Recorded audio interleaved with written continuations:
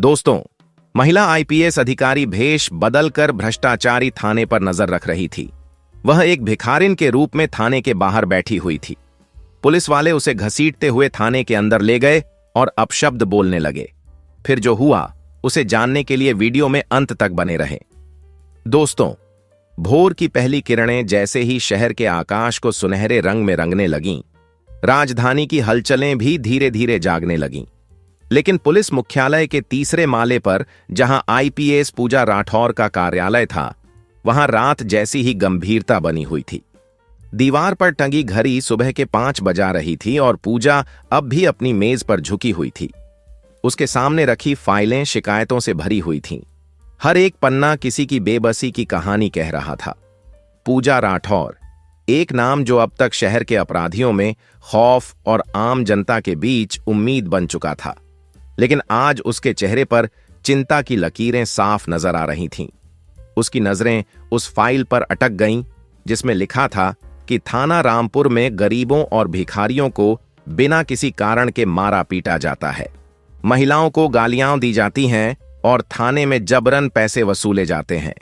शिकायत किसी अज्ञात व्यक्ति द्वारा भेजी गई थी, लेकिन उसमें लिखे शब्दों में सच्चाई की झलक थी। पूजा ने कुर्सी से उठते हुए खिड़की से बाहर देखा। सड़कें तो खाली थीं, लेकिन दिलों में दर्द भरा था। वह बुदबुदाई। वह जानती थी कि यह मामूली मामला नहीं है। अगर यह आरोप सही थे तो यह पूरे विभाग के लिए शर्म की बात थी, और अगर गलत भी निकले तो जनता की आवाज को सुनना उसका कर्तव्य था। लेकिन सवाल यह था कि क्या कोई उसे सच दिखाएगा? कोई पुलिस वाला उसे ईमानदारी से बताएगा कि थाने में क्या हो रहा है? शायद नहीं। अगर सच देखना है तो खुद जाना पड़ेगा। लेकिन आईपीएस पूजा राठौर की वर्दी में नहीं, किसी और रूप में। यही सोचते हुए उसने अपनी मेज की दराज खोली और उसमें से एक पुराना अखबार निकाला। उसमें एक तस्वीर थी, एक भिखारिन की, जिसकी आंखों में डर था और शरीर पर जगह जगह चोटों के निशान। यह तस्वीर उसी थाना क्षेत्र की थी। पूजा ने तस्वीर को देखा और खुद से कहा, अब मैं देखूंगी वो चेहरा जो वर्दी से नहीं डरता लेकिन सच्चाई से कांपता है। उसने इंटरकॉम पर डीआईजी वर्मा को कॉल लगाया। सर, मुझे कुछ दिन फील्ड में रहना है। मैं एक जासूसी मिशन पर जा रही हूं, पर मेरी पहचान गुप्त रहेगी। ठीक है पूजा, वर्मा साहब ने कहा, तुम पर भरोसा है, लेकिन ध्यान रखना यह रास्ता आसान नहीं है। मुझे आसान रास्तों की आदत नहीं है सर, उसने मुस्कुराते हुए कहा और कॉल काट दिया। वह सीधे अपने क्वार्टर की तरफ बढ़ी। रास्ते में किसी को भनक भी नहीं लगी कि यह अफसर अब एक भिखारिन का रूप लेने जा रही है। वह जानती थी कि यह सिर्फ एक मिशन नहीं, बल्कि उसके अपने आत्मसम्मान और विभाग की साख की परीक्षा थी, न्याय की परीक्षा। अगले दिन वह नंगे पांव, फटी साड़ी में, चेहरे पर गंदगी और आंखों में दर्द का नाटक करते हुए रामपुर थाने के बाहर बैठी थी। लेकिन उसके मन में एक ही बात चल रही थी, अब सच्चाई अपने असली रूप में सामने आएगी, चाहे इसके लिए मुझे खुद को मिटाना ही क्यों ना पड़े।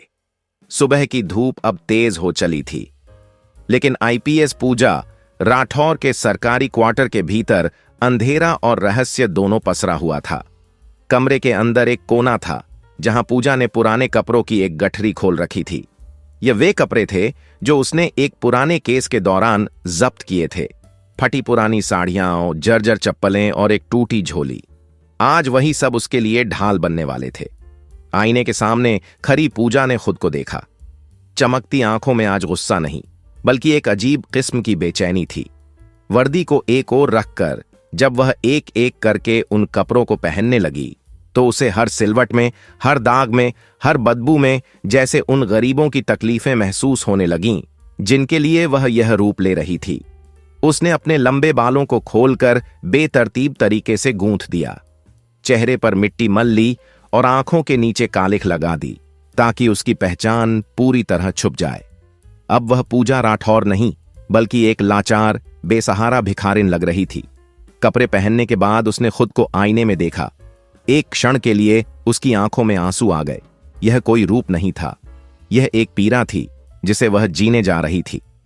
तुम्हें यह करना ही होगा, उसने खुद से कहा, क्योंकि सच तक पहुंचने के लिए कभी कभी अपनी पहचान मिटानी पड़ती है। कमरे से निकलते वक्त उसने अपने मोबाइल का सिम निकालकर जला दिया। उसने एक पुराना कीपैड फोन लिया जिसमें कोई ट्रैकिंग नहीं थी।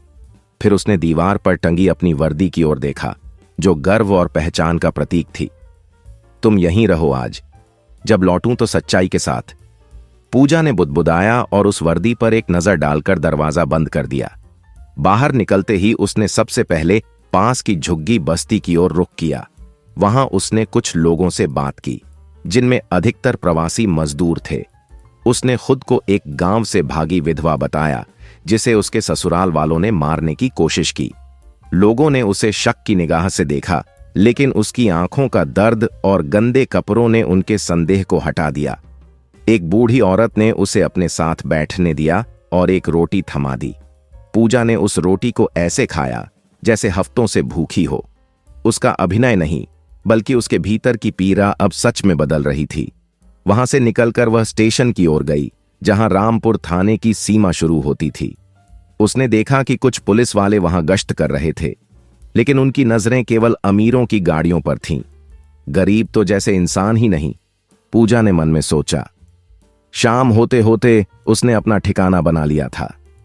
रामपुर थाने के सामने की एक टूटी बेंच, जहां दिन भर के बाद कुछ भिखारी आकर बैठते थे। पूजा भी उनके बीच जाकर बैठ गई, लेकिन हर पल उसकी नजरें थाने पर जमी थीं। उसने देखा कि कैसे एक गरीब महिला को सिर्फ इसलिए अंदर खींच लिया गया क्योंकि वह सड़क किनारे बैठी थी। कैसे एक शराबी पुलिस वाला भिखारियों से पैसे छीनकर गालियां दे रहा था।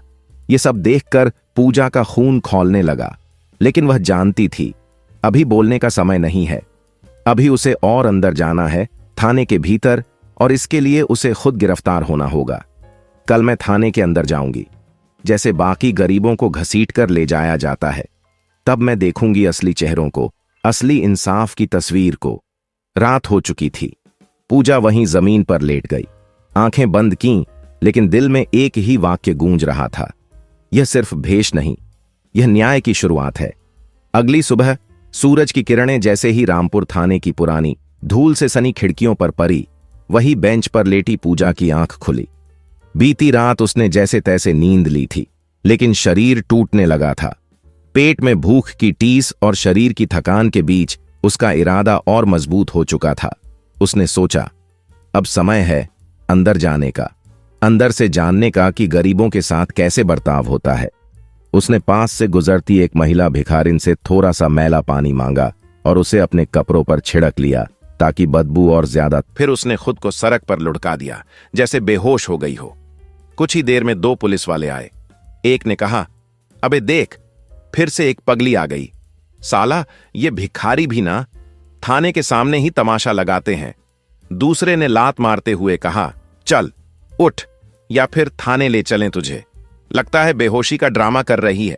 ले चलो, साहब को सौंपेंगे, कुछ ना कुछ निकलेगा, 2-4 सवाल करेंगे, ठीक हो जाएगी। पहला बोला। दोनों ने मिलकर पूजा को उठाया और थाने के भीतर घसीटते हुए ले गए। अंदर का माहौल भयावह था। दीवारों पर पीलापन था। पंखा जैसे चल तो रहा था, लेकिन गर्म हवा फेंक रहा था। वहां बैठे हवलदार ने घूरकर पूछा, क्या माल है यह? साहब, सड़क पर पड़ी थी, कुछ भी बोल नहीं रही है।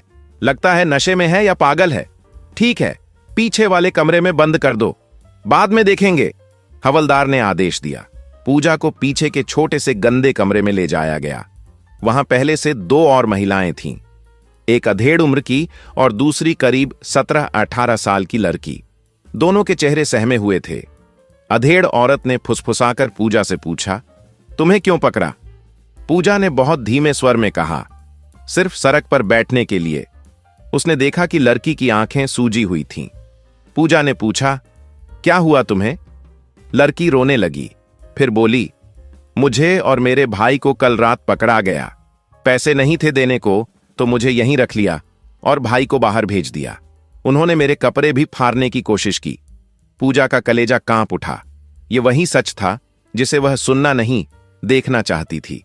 तभी बाहर से एक इंस्पेक्टर की आवाज आई, अबे, उस नई आई भिखारिन को बाहर ला, कुछ तो बात है उसमें।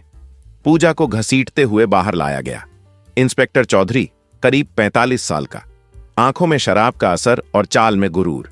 उसने पूजा को ऊपर नीचे देखा और बोला, नाम क्या है रे? पूजा ने आवाज बदलते हुए कहा, मालती, सरकार, गांव से आई हूं। ससुराल वालों ने निकाल दिया, कोई ठिकाना नहीं। इंस्पेक्टर ने हंसते हुए कहा, ठिकाना तो हम बना देंगे तेरा, पहले बता, जेब में कुछ है? नहीं सरकार, कुछ नहीं।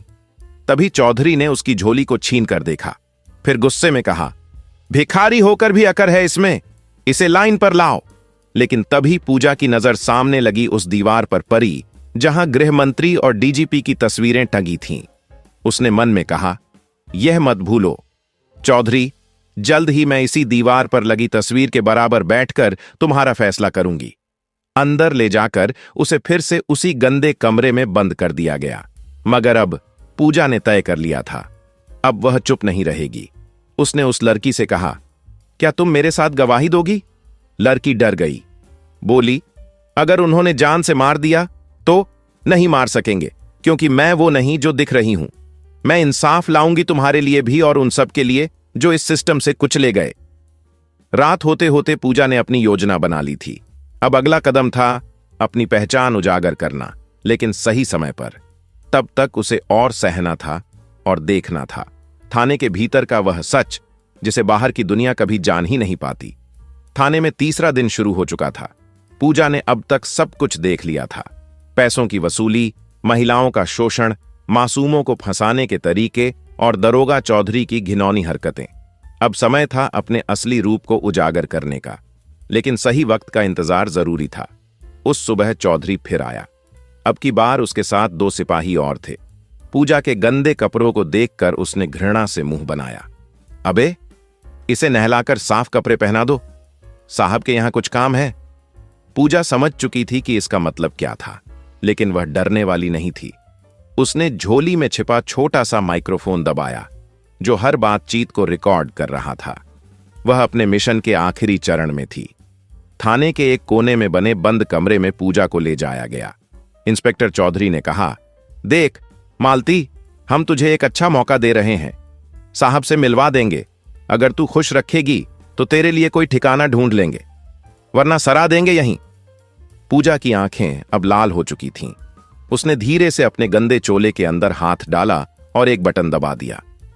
कुछ ही मिनटों में बाहर सायरन की आवाज गूंज उठी। रुको, सब रुक जाओ। एक तेज महिला आवाज आई। दरवाजा जोर से खुला और पुलिस विभाग की स्पेशल ब्रांच की टीम अंदर घुस गई। पूजा ने तुरंत अपनी विग उतारी, नकली दांत बाहर निकाले और चोला फाड़कर नीचे फेंक दिया। सभी के सामने अब एक भिखारिन नहीं, आईपीएस पूजा सिंह खड़ी थी, वर्दी में, तेज निगाहों और तीखे तेवरों के साथ। सभी की सांसें थम गईं। इंस्पेक्टर चौधरी तो जैसे पत्थर हो गया था। चौधरी, तुम समझते थे कि तुम कानून से ऊपर हो, ये समझते थे कि गरीबों के पास आवाज नहीं होती। आज उसी गरीब की आवाज बनी हूं मैं। 3 दिन से इस थाने में जो भी हुआ सब रिकॉर्ड हो चुका है। थाने का हर जवान सहम गया था। डीएसपी अरोरा ने पूजा को सैल्यूट किया। मैम, हमें माफ कीजिए, हमें नहीं पता था कि आप खुद इस मिशन पर हैं। पूजा ने कठोर आवाज में कहा, आप लोगों को पता होना चाहिए था। अगर तुम लोग अपनी ड्यूटी ठीक से करते तो मुझे यह करना नहीं पड़ता। फिर उसने उस लड़की को बुलाया जो कल तक डर से कांप रही थी। डरो मत, अब तुम्हें कोई हाथ नहीं लगाएगा। तुम्हारी गवाही से कई और लड़कियों की जान बच सकती है। लड़की ने कांपते हुए सिर हिलाया। पूजा ने कहा, आज से रामपुर थाने की सफाई शुरू होगी। हर गंदगी को साफ किया जाएगा, चाहे वह वर्दी में ही क्यों ना हो। इंस्पेक्टर चौधरी को गिरफ्तार कर लिया गया। पूजा के आदेश पर पूरे थाने का स्टाफ जांच के घेरे में आ गया। वहीं उन महिलाओं को रिहा किया गया जिन्हें बिना अपराध थाने में रखा गया था। उस शाम जब पूजा अपने ऑफिस में बैठी थी तो एक सिपाही ने आकर कहा, मैडम, मीडिया वाले इंतजार कर रहे हैं। आपके भेष वाले ऑपरेशन की खबर पूरे राज्य में फैल चुकी है। पूजा ने एक लंबी सांस ली और कहा, कभी कभी इंसाफ की राह में खुद को मिटाना पड़ता है ताकि दूसरों की आवाज बन सको, लेकिन यह सिर्फ शुरुआत है। रामपुर थाने में भिखारिन बनकर घुसने और पूरी पोल खोल देने के बाद आईपीएस पूजा सिंह पूरे राज्य में चर्चा का विषय बन चुकी थी। मीडिया चैनलों पर सिर्फ उसी की बातें थीं। लोगों में एक नई उम्मीद जगी थी कि कोई तो है जो वर्दी में रहकर भी वर्दी की गंदगी साफ कर सकता है। लेकिन सच्चाई यह थी कि जितना ऊंचा नाम हुआ, दुश्मनों की गिनती भी उतनी ही बढ़ गई। पोस्ट पर लौटते ही पूजा ने थाने की पूरी संरचना बदलनी शुरू की। चौधरी जैसे भ्रष्ट अफसरों को निलंबित करके उनकी जांच शुरू करवाई गई। जो जवान ईमानदार थे उन्हें प्रोत्साहन मिला, लेकिन जो अब भी पुराने ढर्रे पर चलना चाहते थे उन्हें या तो सुधरना पड़ा या पद से हटना पड़ा। इसी बीच पूजा को गुप्त सूचना मिली कि चौधरी के पीछे एक बड़ा गिरोह था जो थानों में फर्जी गिरफ्तारी, महिलाओं का शोषण और रिश्वतखोरी का नेटवर्क चला रहा था। यह नेटवर्क सिर्फ रामपुर तक सीमित नहीं था, यह राज्य के कई जिलों में फैला था। पूजा समझ चुकी थी कि यह लड़ाई अब भी। एक रात जब वह अकेले ऑफिस में अगले मिशन की योजना बना रही थी, तभी एक लिफाफा आया, बिना किसी नाम के। खोलते ही अंदर एक धमकी भरा पत्र था। अगर ज्यादा ईमानदारी दिखाई तो अगला नंबर तुम्हारा है। जो चौधरी के साथ किया वही तुम्हारे साथ होगा। हमारे आदमी हर जगह हैं। पूजा ने पत्र को ध्यान से पढ़ा और मुस्कुराई। डराओ मत। अब तो और भी हौसला मिल गया। अगले दिन वह सीधे डीजीपी ऑफिस पहुंची और वहां से स्पेशल टीम गठित करने की अनुमति मांगी। उसे अनुमति मिल गई और उसने अपने भरोसेमंद अफसरों को टीम में जोड़ा। टीम का नाम रखा गया न्याय दस्ता। अब न्याय दस्ता का पहला मिशन था उस नेटवर्क को उजागर करना जो सालों से वर्दी के पीछे छिपकर कानून को रौंद रहा था। पूजा ने पहले रामपुर से लगे 4 थानों पर नजर डाली, जहां अक्सर संदिग्ध ट्रांसफर और गुप्त शिकायतें आती थीं। एक गुप्त ऑपरेशन शुरू हुआ। इस बार पूजा खुद तो भेष बदलकर नहीं गई, लेकिन उसने महिला कांस्टेबल रीमा को एक युवती बनाकर भेजा जो खुद को घर से भगाई हुई बताती थी। देखना था कि थाने वाले उसके साथ कैसा व्यवहार करते हैं। रीमा को पहले थाने में घुसते ही संदिग्ध नजरों से देखा गया। कुछ देर बाद एक इंस्पेक्टर ने कहा, काम का बंदोबस्त कर देते हैं तेरे लिए, बस साहब से मिलना पड़ेगा। पूरी बातचीत वॉयस रिकॉर्डर में कैद हो रही थी। जैसे ही रीमा ने तय शब्द कहा, गंगा अब मैली नहीं रहेगी, पूजा और उसकी टीम बाहर से अंदर घुसी।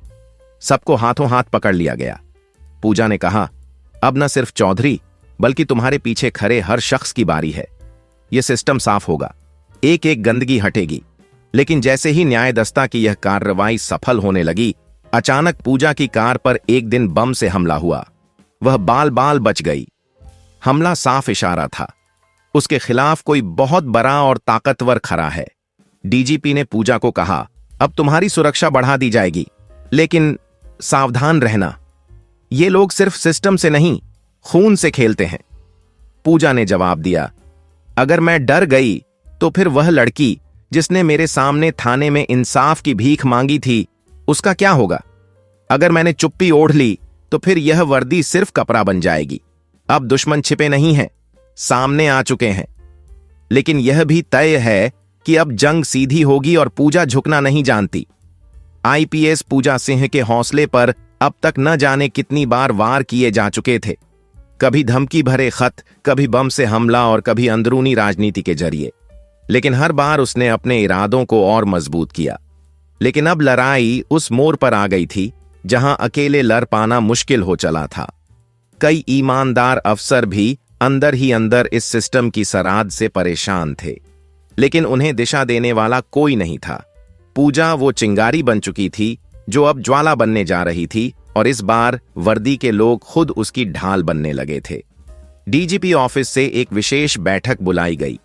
बैठक में पूरे राज्य के जिलों के कुछ चुने हुए ईमानदार आईपीएस और एएसपी स्तर के अफसर बुलाए गए। पूजा ने वहां खड़े होकर पहली बार सार्वजनिक रूप से कहा, हम इस सिस्टम का हिस्सा हैं, लेकिन अगर हम चाहें तो इस सिस्टम को बदल सकते हैं। वर्दी अगर सिर झुकाएगी तो जनता क्या करेगी? अगर हम खुद ही कानून को बचाने के लिए खड़े न हों तो फिर अपराधी वर्दी पहनकर घूमेंगे। पूजा की बातों ने सभी को झकझोर दिया। वहीं पहली बार पूजा को अपने जैसे सोचने वाले साथी मिले। कई अफसरों ने सामने आकर कहा कि वह भी इस मुहिम का हिस्सा बनना चाहते हैं। अब एक नहीं, कई थानों पर न्याय दस्ता के सदस्य तैनात कर दिए गए। हर जिले में पूजा की टीम ने ऐसे अफसरों को चिन्हित किया जो या तो खतरा थे या सहयोगी। पूजा की लड़ाई अब अकेली नहीं थी। एक दिन पूजा को एक फाइल मिली जिसमें कई वर्षों से बंद पड़े मामलों की सूची थी। इनमें से एक केस पर उसकी नजर अटक गई। संध्या केस 2017। केस के अनुसार एक लड़की को थाने में आत्महत्या करने के लिए मजबूर किया गया था, लेकिन बाद में इसे नेचुरल डेथ बताया गया था। पूजा ने उसी वक्त तय कर लिया कि अब पुरानी फाइलें भी खुलेंगी। उसने संध्या केस को दोबारा खोलने का आदेश दिया। केस की तह में जाते ही सामने आया कि उस समय भी चौधरी ही थाने का इंचार्ज था और संध्या के केस को दबाने के लिए पैसे और ताकत दोनों का इस्तेमाल किया गया था। अब पूजा ने उस केस की फिर से जांच शुरू की और संध्या की मां को बुलाकर वादा किया, आपकी बेटी को इंसाफ मिलेगा। जितना समय बीत गया वह नहीं ला सकती, लेकिन जो बाकी है उसमें सच्चाई जरूर लौटेगी। पूजा की यह संवेदनशीलता ही थी जो आम जनता को उससे जोर रही थी। पहले लोग पुलिस से डरते थे, अब भरोसा करने लगे थे, लेकिन जब पूरी वर्दी उसके साथ आने लगी तभी कुछ बड़े नेताओं और अधिकारियों के चेहरे पर चिंता की लकीरें खींच गईं। उनके लिए यह एक चुनौती थी। एक महिला आईपीएस जो भिखारिन बनकर आई थी, अब पूरे सिस्टम को चुनौती दे रही थी। एक गुप्त बैठक में कुछ प्रभावशाली लोगों ने कहा, अगर पूजा यूं ही चलती रही तो हमारा सारा खेल खत्म हो जाएगा। इसे रोकना होगा किसी भी कीमत पर। लेकिन अब पूजा को कोई रोक नहीं सकता था, क्योंकि अब वर्दी उसके साथ थी। उसकी टीम में सिर्फ अफसर नहीं, वह जज्बा था जो किसी भी व्यवस्था को बदलने का मादा रखता है। वर्दी का साथ मिलते ही आईपीएस पूजा सिंह का हौसला आसमान छूने लगा था। पूरे राज्य में उसकी न्यायदस्ता की मुहिम रंग ला रही थी। हर जिले से भ्रष्टाचारियों की गिरफ्तारी हो रही थी और आम जनता अब थाने में डर नहीं, उम्मीद लेकर जाती थी। लेकिन जैसे ही यह सफाई का तूफान तेज हुआ, वैसे ही सत्ता के गलियारों में बेचैनी फैलने लगी। पूजा के खिलाफ अंदर ही अंदर एक साजिश बुनी जा रही थी। साजिश इतनी चुपचाप थी कि किसी को भनक तक नहीं लगी, लेकिन इसका असर बहुत गहरा और व्यक्तिगत होने वाला था। एक दिन पूजा को एक कॉल आया, मैडम, आपके छोटे भाई रोहन का एक्सीडेंट हो गया है, हालत बहुत गंभीर है। पूजा जैसे बिजली के झटके से कांप उठी। कौन सा अस्पताल? City hospital, ward number 3।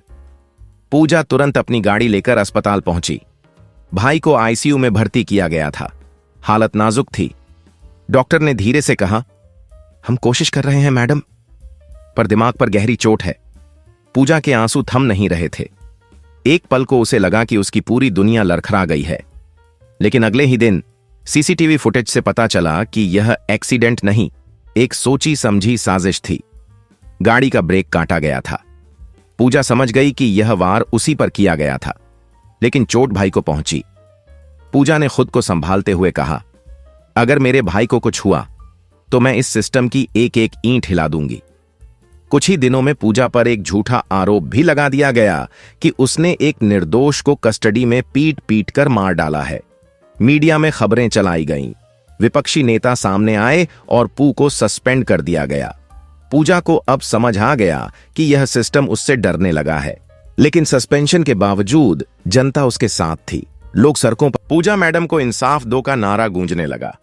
इस बीच उसके न्यायदस्ता के अफसरों ने हर वो दस्तावेज, हर वो सबूत इकट्ठा किया जो उसकी बेगुनाही साबित कर सके। आखिरकार 2 हफ्तों की लड़ाई के बाद कोर्ट में पूजा को क्लीन चिट मिल गई और उसे बहाल कर दिया गया। लेकिन इस बीच उसका भाई अब भी कोमा में था। पूजा हर दिन हॉस्पिटल जाकर उसका हाथ पकड़ती और कहती, तू हिम्मत मत हारना रोहन, दीदी अभी लड़ रही है, लेकिन एक दिन सब ठीक होगा। इस अध्याय का अंत बहुत भावुक मोड़ पर होता है। पूजा सिस्टम से तो लड़ रही है, लेकिन अब उसका निजी जीवन भी उसकी इस जंग की कीमत चुका रहा है। उसे पता है कि यह कीमत बहुत भारी है, लेकिन उसे यह भी यकीन है कि एक दिन सच की जीत होगी और यही यकीन उसे रुकने नहीं देगा। आईपीएस पूजा सिंह की आंखों में इन दिनों नींद नहीं, सिर्फ सवाल थे। भाई आईसीयू में था, वर्दी पर सस्पेंशन का दाग अब भी ताजा था और राज्य के ताकतवर लोग अब भी उसे मिटाने की कोशिश में लगे थे।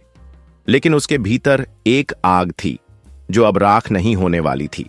उसने तय किया कि अब सिर्फ भ्रष्ट अफसर ही नहीं, उन नेताओं को भी बेनकाब किया जाएगा जो इस पूरे सिस्टम की जड़ हैं। पूजा जानती थी कि यह आसान नहीं होगा, लेकिन अब वह पीछे नहीं हटेगी। उसकी पहली योजना थी ऑपरेशन काली रात। यह एक गुप्त ऑपरेशन था जिसमें उसे अपने ही दस्ते के कुछ गिने चुने ईमानदार अफसरों के साथ भ्रष्ट नेताओं के अवैध लेन देन का पर्दाफाश करना था। पूजा ने भिखारिन के भेष में एक बार फिर से एक मंत्री के फार्म हाउस के बाहर निगरानी शुरू की। उसे खुफिया सूचना मिली थी कि वहां हर शुक्रवार रात को काली डील होती है, जहां अफसरों को खरीदा जाता है और अपराधियों को शरण दी जाती है। इस बार पूजा के पास वायरलेस कैमरे, बॉडी रिकॉर्डर और अपनी टीम की चौकस निगरानी थी। रात के करीब 2 बजे पूजा की आंखों ने वही देखा जो वह सुनती आ रही थी। कुछ सफेद कुर्ते वाले लोग आए, कारों से काले बैग निकले और अंदर ले जाए गए। पूजा ने सब रिकॉर्ड कर लिया। उसी वक्त उसकी टीम ने फार्म हाउस पर रेड मारी। मंत्री, उसके दलाल और 2 भ्रष्ट अफसर वहीं हाथों हाथ पकड़े गए। नोटों के बंडल, नकली दस्तावेज और हथियार बरामद हुए। यह सब लाइव टीवी पर चला। पूजा ने खुद प्रेस को बुलाया था। पूरे राज्य में हड़कंप मच गया। पहली बार किसी आईपीएस ने मंत्री को उसी की गद्दी से गिरा दिया था। जनता ने पूजा को फिर से अपनी मसीहा घोषित कर दिया। सोशल मीडिया पर हैशटैग ट्रेंड करने लगा, पद की नहीं पूजा रही है। डीजीपी ने पूजा को खुद फोन कर कहा, पूजा, तुम्हें रोकने की कोशिश की थी, लेकिन अब लगता है कि तुम्हारा रास्ता ही सही है, आगे बढ़ो। वो दिन था और आज का दिन पूजा की बहाली नहीं, उसकी पदोन्नति हुई। उसे पूरे राज्य के जन शिकायत निवारण सेल का प्रमुख बना दिया गया। वह हर जिले में न्याय चौपाल लगाकर जनता से सीधे जुड़ने लगी। उसका भाई रोहन भी धीरे धीरे होश में आने लगा था। जब उसने आंख खोली और बहन को देखा तो बस इतना कहा, तू जीत गई दीदी। पूजा ने उसका हाथ पकड़ा और कहा, अब भी बहुत कुछ बदलना बाकी है रोहन, पर अब पीछे नहीं हटूंगी। जब पहली बार पूजा को अपने काम का वह फल मिला जिसकी उसे कोई उम्मीद नहीं थी, लोगों का विश्वास, अपने भाई की मुस्कान और सिस्टम के भीतर से निकली एक नई रोशनी। अब इंसाफ सिर्फ दस्तक नहीं दे रहा था, दरवाजा तोड़कर अंदर आ गया था। आईपीएस पूजा सिंह के जीवन की कहानी अब एक मिशन से बढ़कर आंदोलन बन चुकी थी। राज्य के हर कोने में उसका नाम गूंज रहा था, लेकिन वह जानती थी कि एक अंतिम लड़ाई अब भी बाकी है। वह ताकत जो पर्दे के पीछे से सब कुछ चला रही थी, जो भ्रष्ट नेताओं और अफसरों की भी मालिक थी। पूजा के पास अब एक ठोस नाम था, सूरज प्रताप सिंह, एक उद्योगपति जिसे कभी किसी ने जेल नहीं भेजा था, क्योंकि वह खुद सिस्टम था। उसके इशारे पर कानून झुकता था, अफसर बदलते थे और नेता बिकते थे। पूजा ने खुद उसके खिलाफ केस खड़ा करने का निश्चय किया, लेकिन इस बार उसने एक अलग रास्ता चुना, कानून के साथ साथ जनता की ताकत। पूजा ने राज्य भर में एक जन आंदोलन शुरू किया, सत्य का संकल्प। हर जिले में आम जनता से अपील की गई कि वे भ्रष्टाचार के खिलाफ सबूत दें, अपनी कहानियां साझा करें। जनता जागी, हजारों पत्र, रिकॉर्डिंग्स, गवाहियां सामने आईं, जिनमें सूरज प्रताप के कारनामे उजागर हुए। पूजा ने खुद हाई कोर्ट में जनहित याचिका दायर की। कोर्ट ने तुरंत एसआईटी, विशेष जांच टीम गठित की और पूजा को उसका प्रमुख नियुक्त किया गया। एसआईटी की पहली ही रेड में सूरज प्रताप की 7 कंपनियों पर छापे पड़े। करोड़ों की बेनामी संपत्तियां, फर्जी बैंक खातों और नेताओं के नाम से फाइलें बरामद हुईं। जांच के दौरान पूजा को कई बार जान से मारने की धमकियां मिलीं। एक बार तो उसकी गाड़ी के नीचे बम भी लगाया गया, लेकिन किस्मत ने साथ दिया। अंत में कोर्ट में वह दिन आया जब सूरज प्रताप को जज के सामने पेश किया गया। पूजा ने पूरे आत्मविश्वास के साथ गवाही दी। सबूतों के अंबार ने सूरज प्रताप की चुप्पी को भी तोड़ दिया। कोर्ट ने उसे 20 साल की सजा सुनाई। फैसला सुनते ही अदालत के बाहर हजारों लोग जुटे और जोरदार तालियों से पूजा का स्वागत किया। पूजा ने मंच पर खड़े होकर कहा, यह जीत मेरी नहीं है, उन सबकी है जो सालों से अन्याय सहते आ रहे हैं। आज मैंने वर्दी नहीं, इंसानियत का धर्म निभाया है। इसी के साथ उसके भाई रोहन को भी अस्पताल से छुट्टी मिल गई। पूजा, उसका भाई और उसकी पूरी टीम उसी थाने पहुंचे जहां उसने पहली बार भिखारिन का भेष बनाकर कदम रखा था। उसने वहीं पुरानी लकड़ी की बेंच पर बैठकर कहा, यहीं से सफर शुरू हुआ था और यहीं खत्म नहीं होगा। ये तो शुरुआत है, अब हर जिले में एक पूजा खड़ी होगी। कहानी का समापन एक सशक्त संदेश के साथ होता है कि जब एक महिला ठान ले तो वर्दी या भेष मायने नहीं रखते, सिर्फ उसके इरादे इतिहास रचते हैं।